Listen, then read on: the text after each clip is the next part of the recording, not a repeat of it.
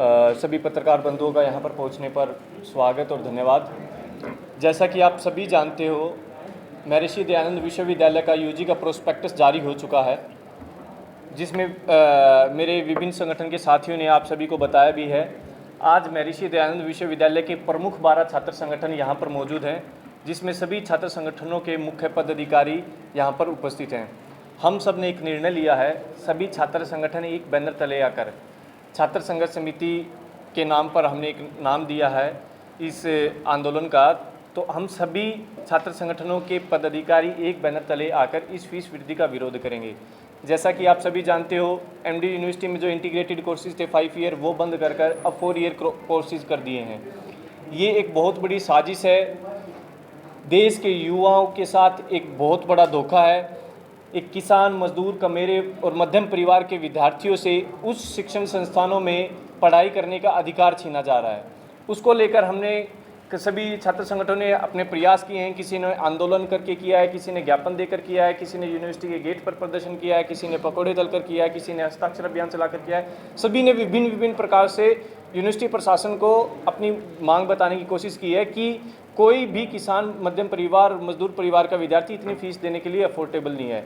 जैसा कि इनसो के साथी दीपक मलिक ने बताया, पहले जो 8,000 रुपये फीस थी, वो फीस बढ़ाकर 40 से 50,000 रुपये कर दी।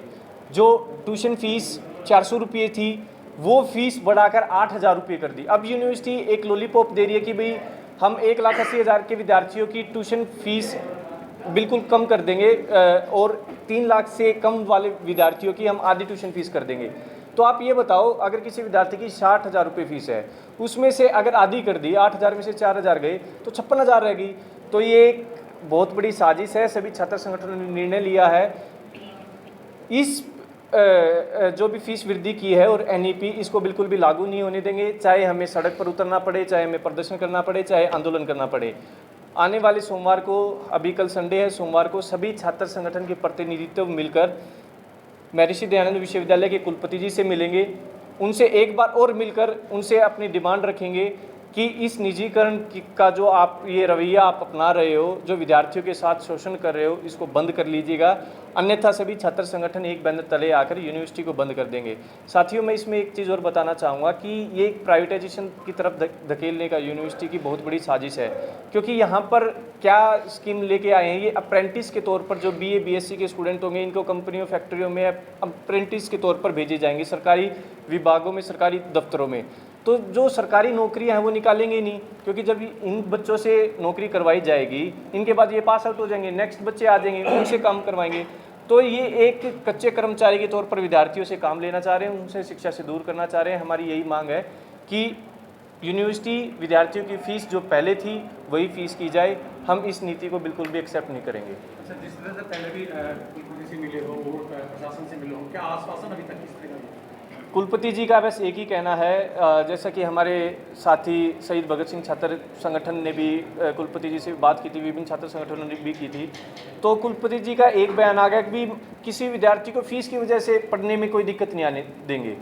मैं ये पूछना चाहता हूँ, इस यूनिवर्सिटी विश्वविद्यालय में लाखों विद्यार्थी फॉर्म भरेंगे। आपने जो प्रोस्पेक्टस जारी किया है, क्या आप लाखों विद्यार्थियों को अपने दफ्तर में बुलाओगे? किस किस का आप फीस स्ट्रक्चर चेक करोगे?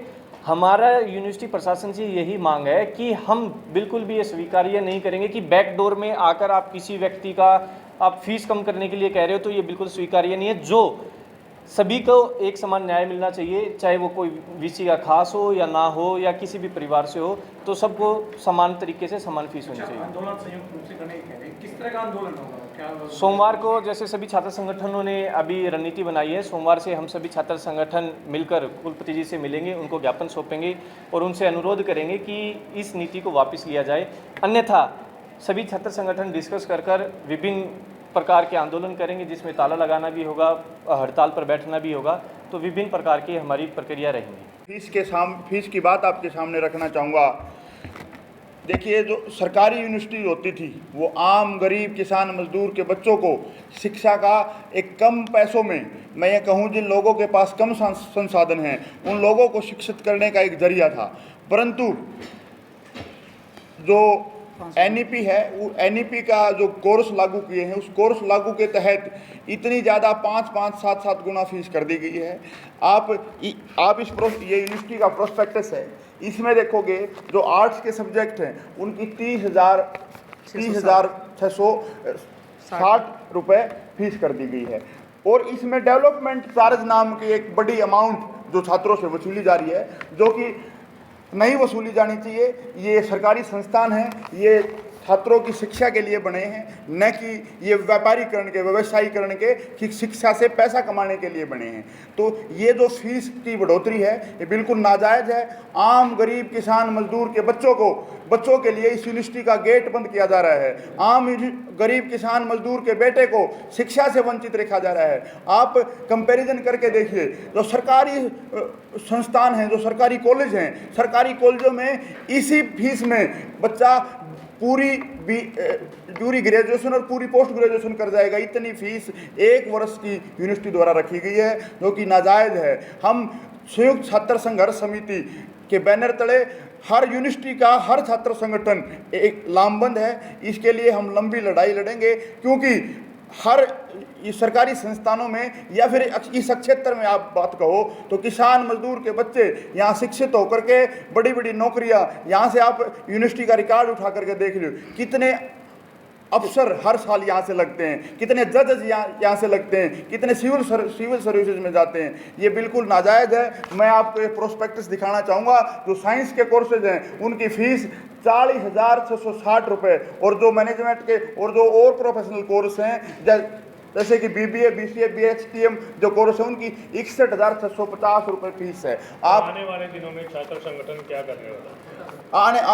आने वाले समय में हम इसके लिए लंबी लड़ाई लड़ेंगे। और मैं अनुरोध करूंगा अपनी संघर्ष समिति के दूसरे साथियों से कि प्रेस कॉन्फ्रेंस के दूसरे मुद्दों पर आपके सामने बात रखें।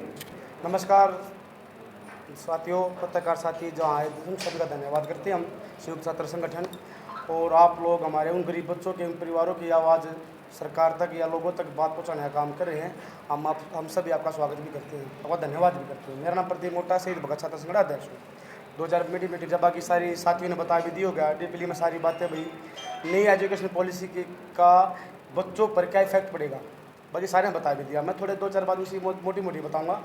देखिए सर, सारे सभी साथी मिल के भी आए, वीसी साहब अपना पला झाड़ चुके हैं। भाई हम कुछ नहीं कर सकते, या बच्चे जब तक सरकार हमको बजट नहीं देगी, हम बस टीचरों को, नॉन टीचिंग को, कलर है यूनिवर्सिटी जितने भी कर्मचारी लगे उनको तनख्वाह कैसे दें भाई?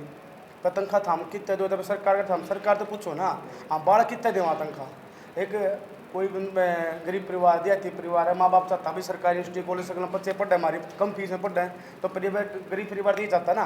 तो यहाँ जब माँ बाप को पता चलेगा कि भाई सरकारी यूनिवर्सिटी के अंदर भी ऐसी पॉलिसी लागू कर दी सरकार ने जिसके तहत बच्चे जो प्राइवेट यूनिवर्सिटी है उससे ज़्यादा फीस यहाँ हो गई है।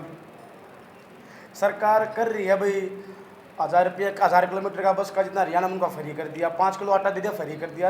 हम इतने भी सोच सको हो, अगर हम एजुकेशन और हेल्थ को फ्री करो, जो इस सब की ज़रूरतें होती हैं, रीढ़ की हड्डी हुआ है। हम हेल्थ को एजुकेशन को फ्री नहीं कर रहे हैं। एक सरकारी स्कूल में पढ़ने वाले बच्चों को तो आप 1100 रुपये 500 रुपये उससे ले रहे हो, और प्राइवेट स्कूल में पढ़ने वाले को आप 1100 रुपये दे रहे हो। क्यों भाई इतना फर्क क्यों भाई बच्चों में? यहाँ सब पढ़ते हैं, सरकारी चाहिए, यूनिवर्सिटी चाहिए सरकारी पढ़ने के लिए, और नौकरी चाहिए सरकारी, स्कूल चाहिए बच्चों को पढ़ने के लिए, और नौकरी चाहिए सरकारी। तो मन MLA, विधायक, MP उन बच्चों को भी उनको भी ये कहना चाहता हूँ, अपने बच्चों को पढ़ा कर देखिए। मैं चलो मुद्दे से भटक गया हूँ। तो हमारी यही है, सारी समिति एक संघ एक राय बनाई है।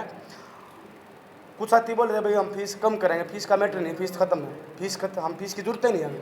हम चाहते हैं ये जो पॉलिसी है, यह हमारे भविष्य या आने वाले कुछ साथी हैं जो छोटे भाई हैं, उनका भविष्य बिल्कुल अंधकार में हो जाएगा। हम इस पॉलिसी को ही बंद कराने का काम करेंगे। ऐसी बड़ी बात नहीं, इतना बड़ा मुद्दा नहीं है कि भाई ये पॉलिसी बंद नहीं होगी कि हरियाणा सरकार ने या UGC ने इस पॉलिसी को बनाया। ये पॉलिसी सर यूनिवर्सिटी ने बनाई है, MD यूनिवर्सिटी ने।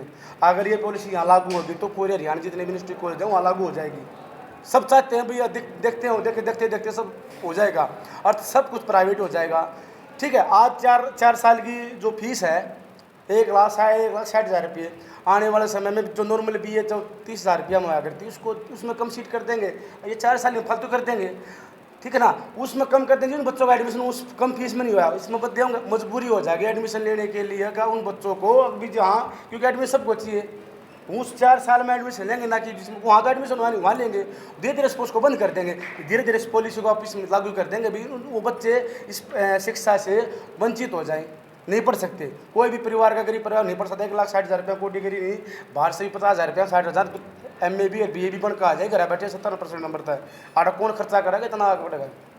तो सरकार तो यह चाह हाँ, यह बात ये छोटी सी है। आप अगर यूनिवर्सिटी के अंदर आओगे, मुख्यमंत्री आओ सरकार का, मुख्यमंत्री या मंत्री कोई भी आवे, ये आने से पहले सोच के बढ़े यूनिवर्सिटी के अंदर में, या तो हमारी बातें को ध्यान से सुन ले, हम यूनिवर्सिटी के अंदर कुछ नहीं देंगे या कुछ भी हो जाए, या VC साहब से बात करो, हमारी पुरानी पॉलिसी लागू करें जिससे बच्चे पढ़ सकें, ठीक है, एक गरीब परिवार में बच्चों को पढ़ा सके, ठीक है। उन्होंने होना चाहिए भाई। आज VC साहब बोल रहे 1,80,000 की जो टर्म कंडीशन बता रहे हैं, यह झूठ है, यो पिछले साल से लागू है। उन बच्चे से पूछो, बहुत बच्चे ऐसे भी हैं जिनके 1,80,000 से भी कम के बच्चे हैं, उनकी बिना कम करी अब तक फीस। ये झूठी बातें चलेंगे, अंदर नहीं बढ़ने देंगे, कुछ भी हो जाए। और जब तक ये पॉलिसी हमारी वापस नहीं लेती सरकार, इसको अपने झोला में निकाल लेती, हम जब तक यूनिवर्सिटी के अंदर ये जो एडमिशन चले ना UG के एडमिशन होने नहीं देंगे, कुछ भी हो जाए। या VC साहब तक बात पहुँच सकती है, मुख्यमंत्री बात पहुँच सकती है, बचाने का आपका काम है और करने का हमारा है।